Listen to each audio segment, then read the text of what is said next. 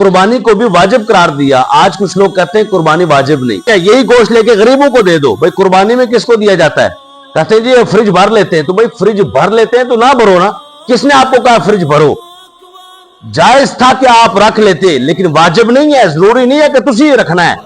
तरीकाकार यह है कि आपने उसके 3 हिस्से कर लेने, गरीबों को दे देना है, रिश्तेदारों को दे देना है, अपने के लिए रख लेना है। ये एक तरीकाकार है। देखो खाने के भी 3 तरीकाकार हैं। सुन्नत तरीकाकार, हमने पेट के 3 हिस्से करने। जब खाएंगे तो एक हिस्सा बिल्कुल खाली छोड़ना है हवा के लिए, एक हिस्सा पानी के लिए, और एक हिस्सा भर देना है जो है वो खुराक से। फिर तो बीमारी भी करीब नहीं भटकेगी। और ये सारे तरीकाकार आज आप मेडिकल साइंस से पूछें, वो कहेगी बिल्कुल परफेक्ट तरीकाकार है। जो नबी करीम ने बताया वही हक है, वही सच है। कुर्बानी का हुक्म कुरान में मौजूद है, ये वाजिब है, जरूरी है। इसको गैर जरूरी कहना ये गैर जरूरी बात है। अल्लाह फरमाता है इन्ना अअतैनाकल कौसर, आगे क्या है? फसल्ली, नमाज पढ़िए, लिरब्बिका, अपने रब के लिए, वनहर, और महबूब कुर्बानी कीजिए।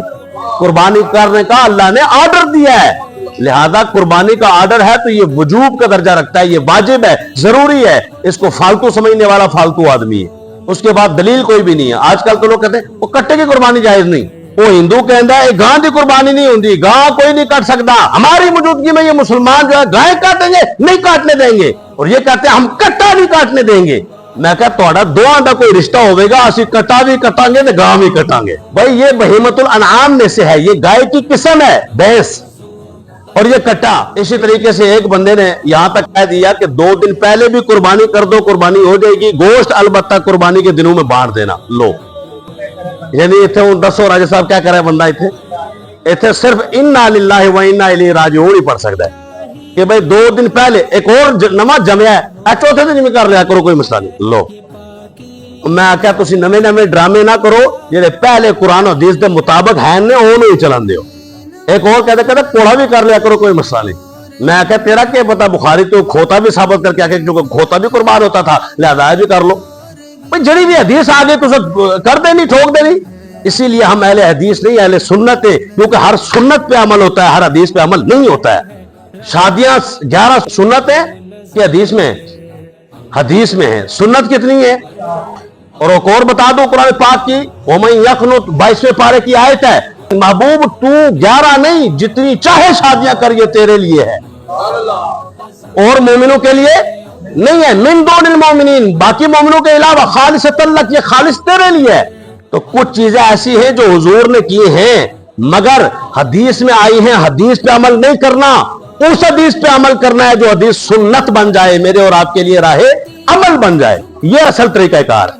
हदीस में आ गया रफ़ाएदैन करना तो शुरू कर देंगे। सुन्नत क्या है ये देखो, सुन्नत यह है कि रफ़ाएदैन नमाज के अंदर नहीं करना, वितर में भी तुमने करना है, शुरुए नमाज में भी तुमने करना है, ईदैन में भी तुमने करना है, पंजगाना नमाजों में नहीं करना, नमाज जनाजा में नहीं करना। ये तरीकाकार है। इसीलिए हम हैं अहले सुन्नत व जमाअत। क़द अफ़लहल मुमिनून, सूरह मुमिनून की पहली 2 आयतें फरमाते हैं हज़रत अब्दुल्लाह इब्न अब्बास, क़द अफ़लहल मुमिनून, अल्लाह फरमाता है कि वो मोमिनीन कामयाब हो गए, अल्लज़ीना हुम फ़ी सलातिहिम ख़ाशिऊन, जो अपनी नमाज में खुशू इख्तियार करते हैं। तो हज़रत अब्दुल्लाह इब्न अब्बास कुरान की आयत के ज़िमन में कहता है, नमाज में अल्लाह कहता है खुशू इख्तियार करो। खुशू क्या है? फरमाया खुशू 2 चीजें हैं, एक तो नमाज में इधर उधर नहीं देखना, दाएं बाएं नहीं देखना, और दूसरा ला यरफऊना अयदियहुम फिस्सलाह, नमाज के अंदर रफ़ाएदैन नहीं करना। मैं काफी दूर चला गया, इधर वापस पर हट के आ जाए। मैं बात कर रहा था हज की, कि वलिल्लाहि अलन्नासि हज्जुल बैत मन इस्तताअ इलैहि सबीला, अल्लाह तबारक व तआला ने हज को फर्ज किया है।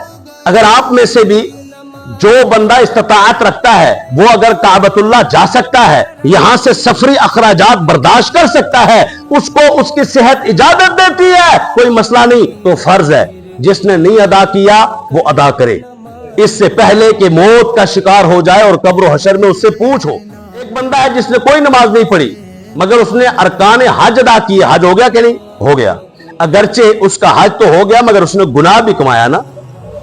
भाई नमाज ना पढ़ना तो गुनाह कबीरा है, उसने बहुत गुनाह कमाया, लेकिन हज हो गया, इसका मतलब हज एक अलग इबादत है, उसका बिल्कुल अलग। कई लोग कहते हैं ओए इसकी दाढ़ी नहीं है लिहाजा इसकी नमाज भी नहीं है। ये कौन सी बात हुई? दाढ़ी का ना रखना गुनाह जरूर है, لیکن جب بندہ نماز پڑھتا ہے تو نماز کو پڑھنا بھی ثواب ضرور ہے. یہ نہیں کہہ سکتے آپ کہ یہ ماں باپ کی بات تو مانتا نہیں لہذا نماز پڑھتا ہے, کیا فائدہ. جس طرح لوگ کہتے ہیں نا 11ویں کرتا ہے نماز تو پڑھتا ہی نہیں. او بھائی کچھ تو کر رہا ہے نا, اس کو نماز کی طرف بھی لاؤ. جو نیک کام کر رہا ہے وہ تو اسے کرنے دو. پھر سے پلٹ کے واپس آئے, میں نے کہا حج کیا ہے, چند ارکان اور خاص اصل جو رکن ہے حدیث پاک میں آیا ہوا ہے وہ ہے وقوف عرفات. عرفات میں ٹھہرنا, وقوف عرفات میں. کیوں ٹھہرتے ہیں پتا آپ کو؟ اس لیے کہ یہ وہ خاص جگہ ہے جہاں حضرت آدم علیہ السلام اور حضرت حوا علیہ السلام کی ملاقات ہوئی تھی جنت سے واپس آنے کے بعد. میرے اور آپ کے ابا جان اور اما جان کی ملاقات ہوئی, یہ وہ خاص جگہ ہے. تو میں یہاں تم اکٹھے ہو جاؤ جہاں تمہارے ماں باپ اکٹھے ہوئے تھے. پتا چلا جتنے ماں پیو ہو نا اتنے پتروں کو اکٹھا ہونا چاہیے. یہ خاص کر جو نوجوان یا جو بڑے بھی ہیں اور جن کے والدین زندہ ہیں وہ اس طرف توجہ کریں. دوسری بات, یہی وہ جگہ ہے جہاں حضور نے وداعی خطبہ ارشاد فرمایا تھا. کسی گورے کو کالے پر کوئی فوقیت حاصل نہیں, کسی کالے کو گورے پر کوئی فوقیت حاصل نہیں. فوقیت کس شے کی ہے؟ تقوی کی ہے. اللہ تعالیٰ فرماتا ہے قربانی کے حوالے سے لن ینال اللہ لحومها ولا دماؤها ولکن ینالہ التقوی منکم. اللہ کو تمہارا گوشت نہیں پہنچتا اور تمہارا خون بھی نہیں پہنچتا. یہ خون تم نے کیا, یہ گوشت تقسیم کیا, بانٹ دیا یا کھا لیا, اصل یہ مقصد نہیں ہے. اس لیے قربانی کی جائے کہ گوشت چاہیے, اس لیے قربانی کی جائے کہ تمہارے جذبات اللہ کی رضا کے مطابق ہو جائیں, تمہارے احساسات اللہ کی مرضی کے مطابق ہو جائیں. آج دنیا اپنی مرضی سے سب کچھ کرتی ہے, اس کی توحید بھی بیان کرنی ہے تو اپنی مرضی سے. اللہ انجے یہ بھی شے کوئی نہیں, وہ بھی شے کوئی نہیں, ہم اس بزرگ کو, اس ولی کو, اس مراد کسی کو نہیں مانتے, صرف اللہ کو. یہ توحید اللہ نے کہاں بتائی ہے؟ توحید وہ ماننی ہے جو توحید والا بتائے, یہ ہے اصل کہانی. اور وہ جب بھی توحید بتاتا ہے توحید سے پہلے قل کہہ کے مصطفیٰ کا ذکر کرتا ہے. سورہ توحید ہی پڑھ لیجئے, سورہ اخلاص. قل هو اللہ احد, محبوب تو فرما کہ میں ایک ہوں, تو فرما. جب اللہ فرمائے نا تو فرما, مطلب ناپتے ہو گئی نا. یہ اکرام ہے مصطفیٰ پر خدا کا کہ سب کچھ خدا کا ہوا مصطفیٰ کا. تیرے رتبہ میں جس نے چون و چرا کی, تیرے رتبہ میں جس نے چون و چرا کی, نہ سمجھا وہ بدبا رتبہ خدا کا.